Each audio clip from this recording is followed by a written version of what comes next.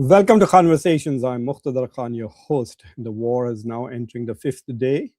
Uh, Today, I want to talk a little bit about what's happening here in the United States. For those of you overseas, you may not be paying such close attention to the domestic politics of the United States. But the Trump administration is struggling to provide a justification for this war and has been caught basically contradicting itself and, in fact, also telling some lies. On the other hand, the people who are also speaking for the Trump administration publicly, such as Lindsey Graham and other members of the Congress and think tanks, are also contradicting themselves, clearly indicating that there is no clarity on the justification for this war. There is no clarity about what the end game is going to be. And there is no clarity as to why the United States decided at this particular time to go to war. So there are lots of contradictions going on with the Trump administration. The more you look at this Trump administration's policies, domestic as well as international, either they are sort of characterized by cruelty, as you can see with the domestic immigration policy, especially the manner in which Trump has used ICE. And internationally, too, there's a recklessness in the administration's approach to the international affairs that has alienated long-term allies and has also made them uncertain and unsure about the United States. So we will talk about all of that. But the first thing I want to do is to talk about this assumption here that Donald Trump essentially went to war because he was sort of bullied by Israel into going to war, or by Netanyahu. So look at this particular video that I want to share with you about how the United States Secretary of State and National Security Advisor Marco Rubio justified the invasion of or the attacks on Iran. Now just listen to him, and then after that, I will also play another video where Trump answered this particular question and see the contradiction there, and then I'll try to explain to you how it went forward and why that is happening. Let me explain it to you, and I'll do it once again as clearly as possible. Perhaps you'll report it that way. The United States is conducting an operation to eliminate the threat of Iran's short-range ballistic missiles and the threat posed by their Navy, particularly to naval assets. That is what it is focused on doing right now, and it's doing quite successfully. Sorry. So he's saying that Pentagon and the Department. So he's saying that the United States is attacking Iran to eliminate its ballistic missile capability and its naval threats, which basically its navy and its ships. A major Iranian ship has just been sunk by a U.S. submarine I think just a few hours ago. Anyway, so the U.S. is targeting Iran because it's trying to essentially eliminate its military capabilities. And guess why he's trying to say that? And that's the critical part, because they are trying to suggest that this was some kind of a preemptive strike.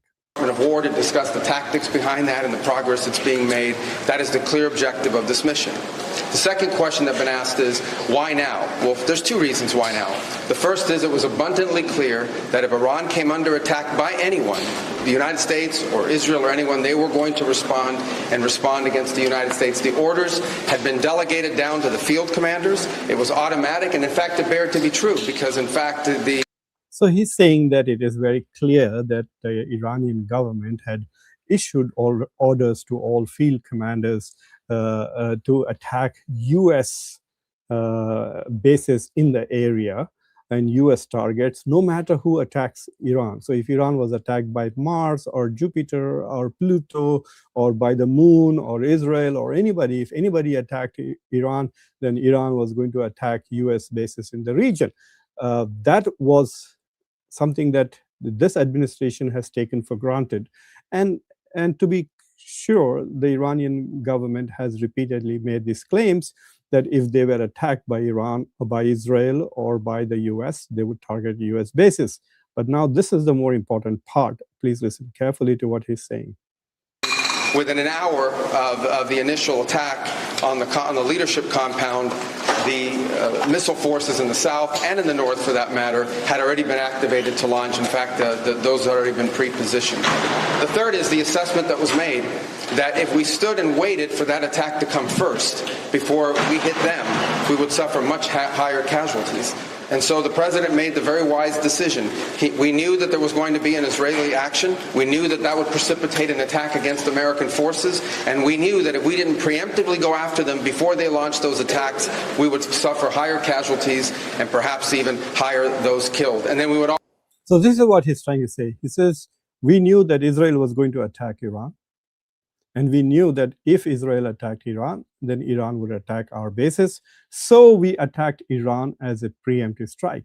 But Iran would not have targeted US bases if Israel had not attacked Iran.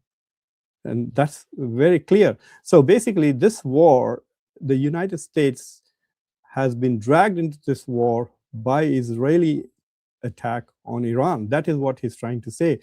And this assumption that Israel would not attack Iran without getting a clearance from the United States is ridiculous. The US has scrambled to stay ahead of the game once they discovered that Israel was going to attack Iran. And for Israel, now that the nuclear, in the past, the reason why Israel was not attacking Iran was because it didn't have the necessary military equipment to take out Iran's nuclear capabilities, which were deeply buried with only B-2 bombers with those deep explosions which would go deep into the earth. Those kind of ordinances were used by the US, and only US has those weapons. And so there was no justification. And if Israel had attacked Iran alone, then it would be defending itself alone. Now the whole world, literally all the Arab countries come to Israel's defense, and all the NATO countries also come to defense. If you remember what happened in the 12-day war last year, it was the French and the Germans and the Russian, the British, the Jordanians, the Saudis, they were all defending Israel when Iran was attacking it.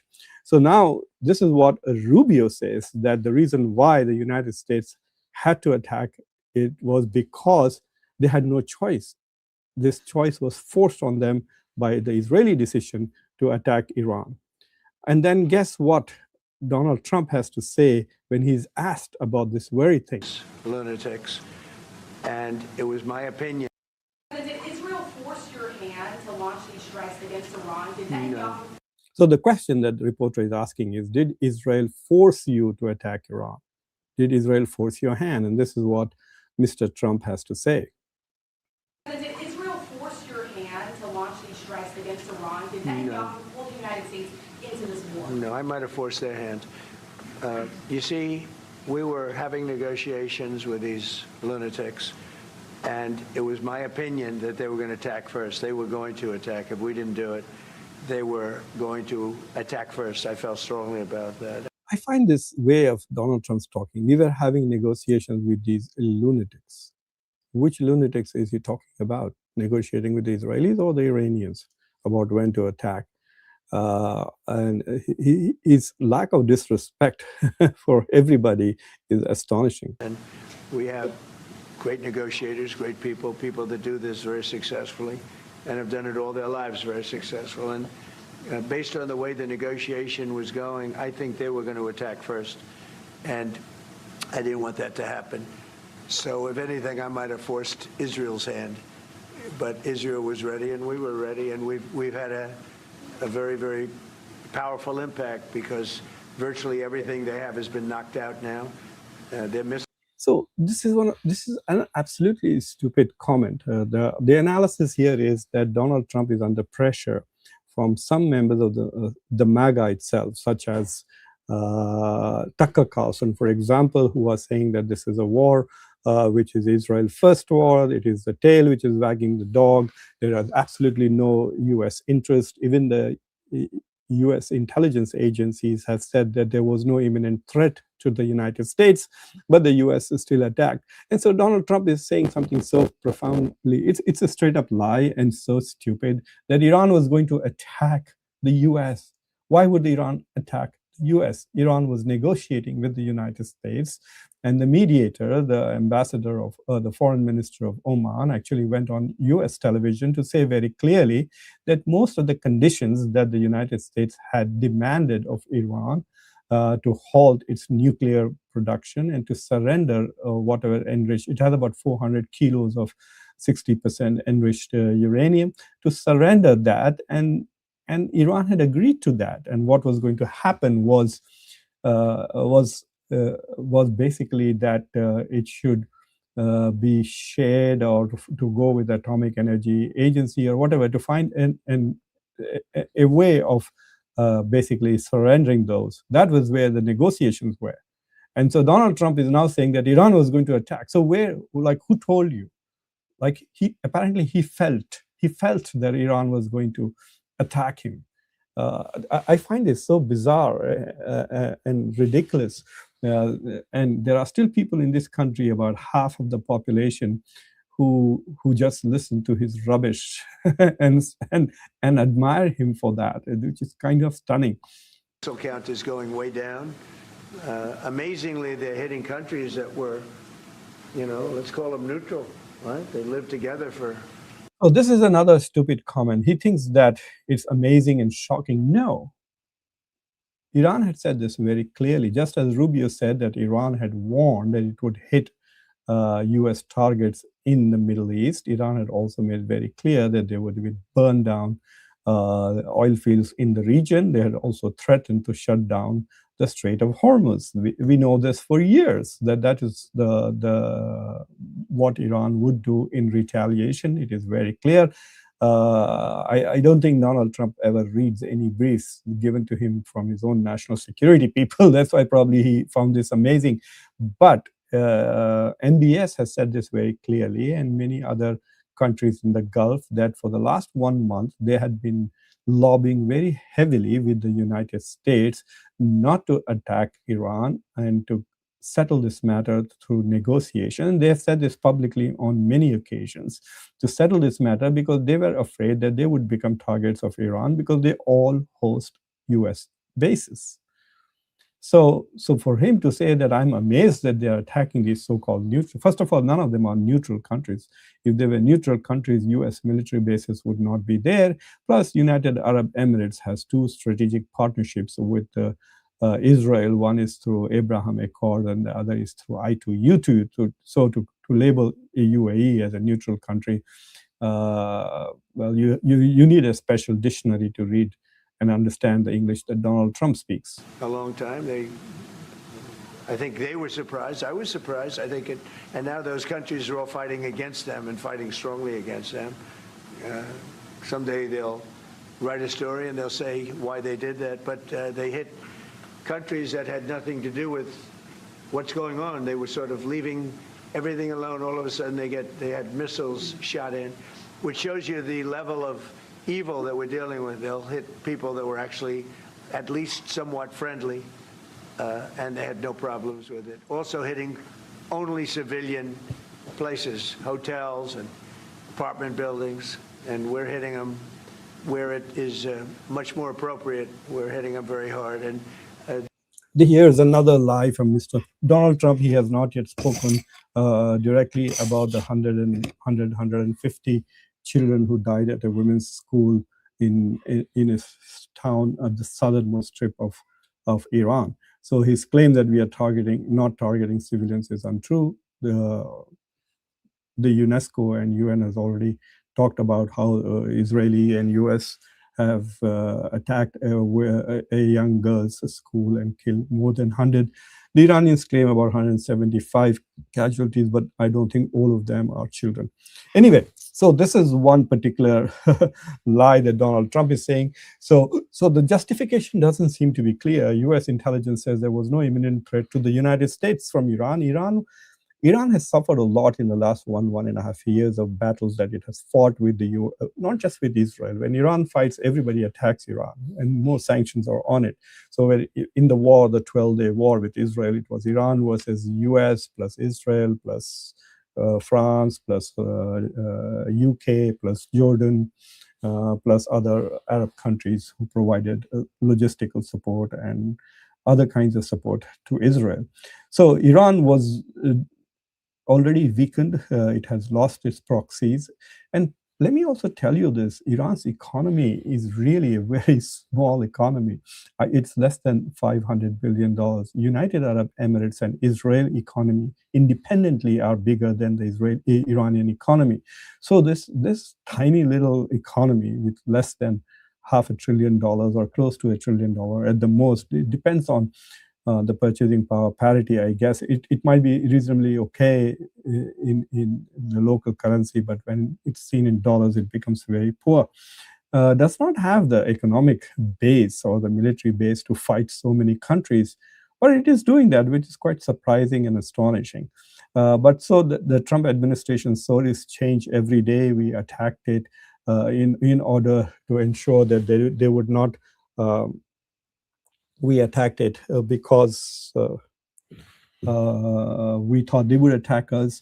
We attacked it because Israel was going to attack them first. Then they would attack us anyway. So we joined the Israelis.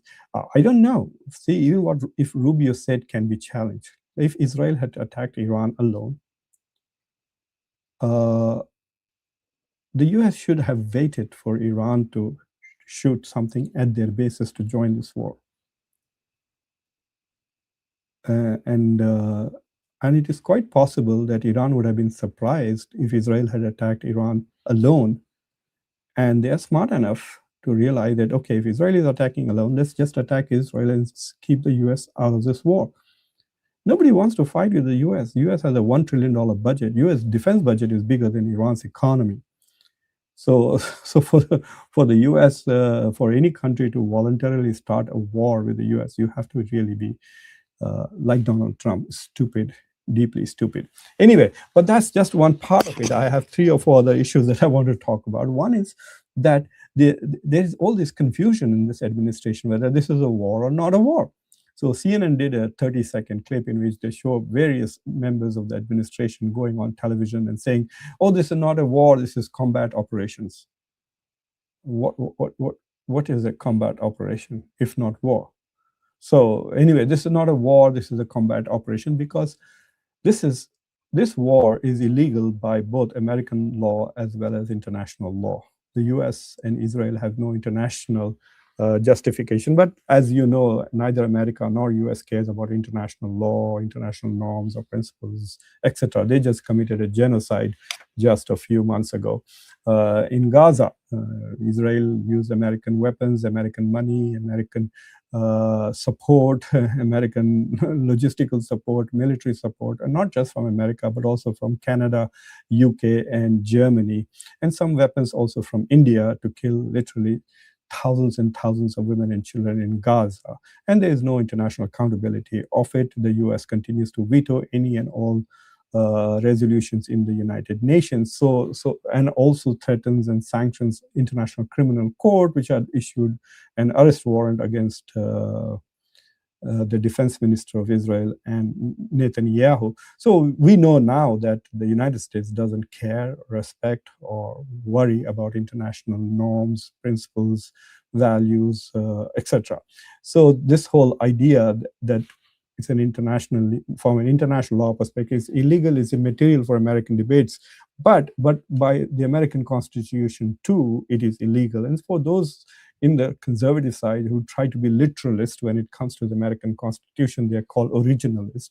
It is very clear that the president does not have the right to declare wars, and so he should have waited for the Congress to declare war. Now, it's a different thing that in the past few years, the US Congress has completely abdicated its constitutional responsibility. America's so-called genius of the American government is the division of powers and the checks and balances that come from the Congress passing laws, the executive executing these laws, and the judiciary essentially ensuring that this entire process is constitutional. So the government is divided and there's a balance, checks and balances. But if the Congress will not perform its constitutional responsibility to hold the president accountable, then the system has actually failed. And especially when you have Republican presidents, especially when Donald Trump, in his first term and second term, the Republican Party basically just becomes a cheerleader for the president. And so you could say that as long as Republicans control the Congress and the Senate, there is no Congress and no parliament in the United States. It's just a bunch of cheerleaders jumping up and down, shaking, waving their pom-poms every time Donald Trump says something. But nevertheless, there are people out there who are Democrats and also people who are in the media and others who are constantly asking, where is the legitimacy of this war? I mean, there's a bigger conversation especially for the Republicans and the MAGA people to ask this question, where is the America First aspect of this war? So there is no America First aspect of this war, but where is the legality of this war from? So in order to say, okay, that we are not fighting an illegal war, they're denying that it is a war. But Pete Hegseth went on in his press conference repeatedly said, this is a war, this is a war. And so did Donald Trump, said that casualties happen in a war. So they're talking about it as if it is a war. So that's one issue that I wanted to point out, that there is no message discipline coming out of this administration. From a strategic point of view, it's not very clear what the end game is. So when Marco Rubio justified this war, he said that, oh, this is essentially a preemptive war to prevent Iran's using its, to essentially destroy Iran's naval capabilities as well as its ballistic missile capabilities. So he did not talk about regime change as an end goal at all. So but Trump keeps talking about that. So the question is, what is the ultimate strategic goal of this administration? Are they actually going to go ahead and try and establish an alternative government in Tehran? And are they going to have troops on the ground? Both Pete Hegseth and Donald Trump have not excluded the use of American soldiers' boots on the ground. That will be a complete disaster, I can assure you that, if American troops are on the ground in Iran. Oh my God. This will be Iraq all over again. And then finally, there's this little issue of Mr. Steve Witkoff going on television and telling people that the Iranian diplomat was bragging that they have 400 kilos of enriched uranium at 60%, which they can make 11 bombs, and they're going to make those bombs, etc. And the moderating diplomats, which is obviously the Omanis, completely contradicted what Steve Witkoff said and said that's not what. So you can see that people in the administration, people around the administration, like Senators Lindsey Graham, etc., are all saying all kinds of things. So there is no clarity of thought. And that's probably because we have not had a serious discussion in this country, in the public sphere, in the strategic community, in the parliament, or I don't even think they've had a serious discussion in the cabinet about going to war with Iran. Because if they had say, a day-long brainstorming session where they discussed all and then came up with a plan to go to this war, then at least people in the administration who were part of that cabinet would have been able to explain why they're going to war and be on the same page. So to me, it's a bit scary part. When I do simulations with my students, the class periods are only 75 minutes, and sometimes we have 150-minute classes. So even if I'm running a 3-hour simulation or a war game, we have very serious cabinet discussions, National Security Council discussions, briefings from the intelligence agencies, etc. It is very surprising and worrying to me to see that even inside, while there are no democratic processes outside the government, there is no proper discussions going on outside the government, it also seems to appear that there is no proper deliberative processes taking place inside the government. So believe me, we're going to be screwed if we continue to have these kind of precedents coming in. Yes, America is a huge country with a lot of money. We have an economy which is still 25% of the world's economy. We have a huge military, so we can afford to make lots of mistakes. But for how long can we continue to be making mistakes and paying heavy price?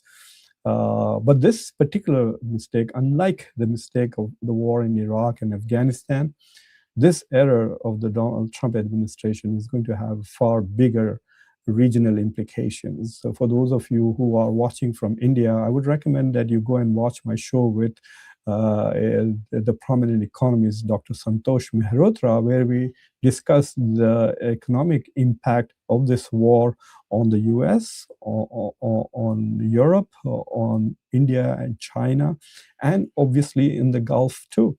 So anyway, that is what I wanted to share with all of you today. So thank you for watching Conversation. Please like this video, share this video with others, press the bell icon, and don't forget to subscribe to the channel. If there are some questions, interesting ones, I will take them now.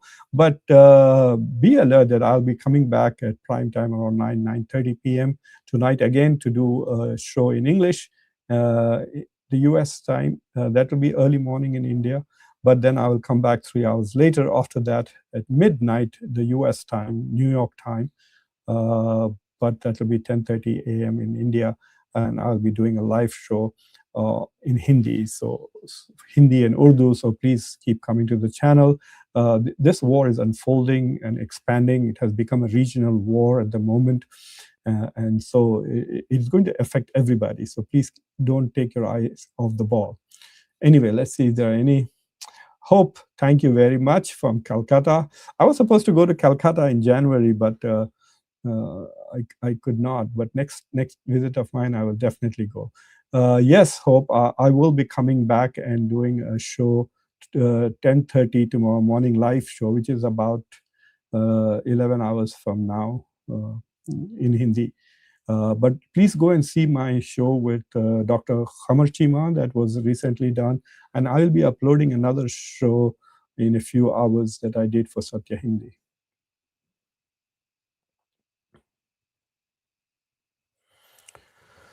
Oh, that's a very big question, Rob Rose. The short answer is there's no goal. Donald Trump is like a puppet that is being used by Netanyahu. And Israel is using this great opportunity in a historical moment where the balance of power is so heavily in its favor to establish its hegemony in the Middle East. I think once this war is over, nearly every country in the Middle East will be Israel's, what should I say, client state. I mean, they will be living under Israeli domination for quite a while. And I think these Arabs deserve that. I'm so disgusted with the Arab countries. With all the natural resources they have, they are so desperate, so helpless, so please help us, please protect us. It's like a little child running around crying, when a child gets lost in a public place, runs around looking for daddy and mommy. That's how the Arab countries appear. They're running. Can America help us? Can Israel help us? Or if not, can China help us? Can Pakistan help us? So I find these countries, they deserve to live under Israeli hegemony, probably forever.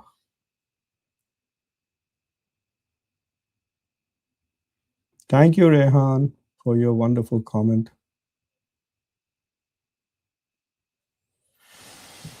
He's definitely not innocent.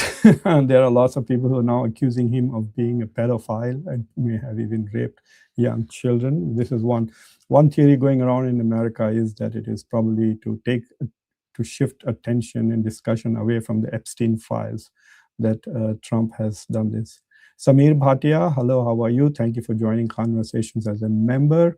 From your perspective, is there a broader long-term geopolitical underway that could have led to an attack on Iran? Well, from an Israeli perspective, yes, they've had a long-term strategy to take away, because Iran is the only country which was resisting their domination in the region. Egypt became irrelevant after the 70s, and then the rest of the Arab world just became useless after the collapse of the Soviet Union. So the only resistance that Israel was getting for its expansion inside the West Bank and Gaza, and its expansion and control in the region, it annexed Golan Heights on Syria. It is now It has troops inside in Lebanon right now. Was the only resistance they were facing was from Iran, and so they were determined to ensure that Iran's capabilities were destroyed.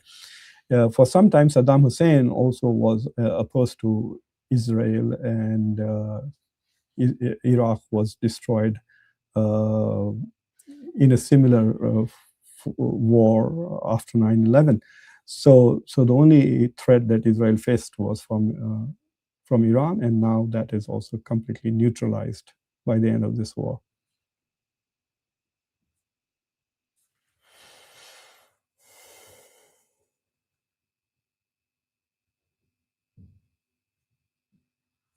Oh, what is this?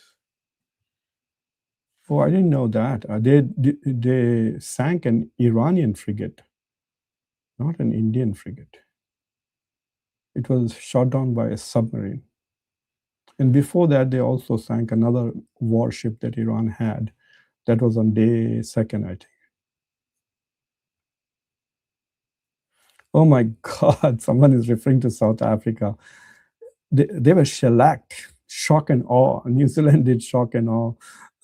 And it's a great favor to India. Now India has to simply beat England, and they will probably beat New Zealand much more easily, because South Africa had beaten India in the second round. And so for India, it would have been a mental pressure facing South Africa.